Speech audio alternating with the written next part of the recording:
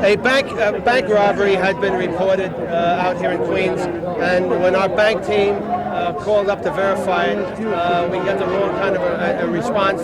We had cars responded to the scene, and they verified it appeared to be a robbery. When there was a confrontation, the perpetrator took 10 people and apparently was holding them hostage with a firearm, a large firearm. The emergency service people responded, and the negotiating team responded. We set up contact. Contact had already been established by the first officers on the scene, as is the plan that we have. And then the negotiating team took over the contact with the perpetrator. Bob Louden became the primary negotiator, and he had an FBI agent. He had an FBI agent and one of our other female negotiators as the backup people.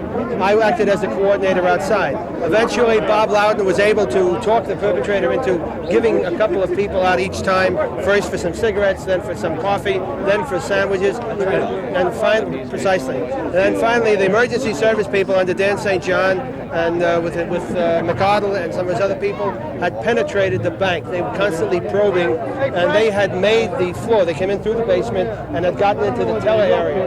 In there, that was Inspector Dan St. John and police officer Hank McArdle. They were inside the bank. They were in their stocking feet so as not to make any noise.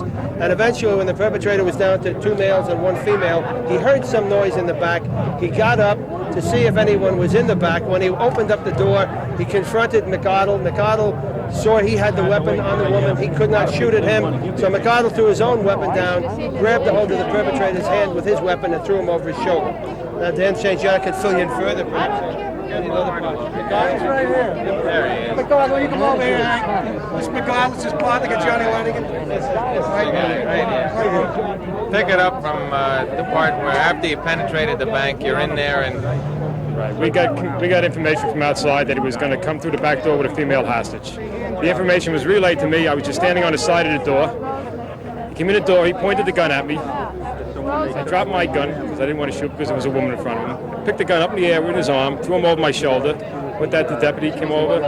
This was Lanigan, Sergeant Flannery, Sergeant Tholman. Gave me a hand. We cuffed him, and that's basically it.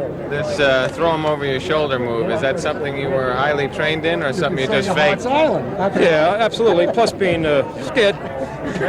Well, that took a lot of guts. That part of it took a lot of guts. That was all Hank.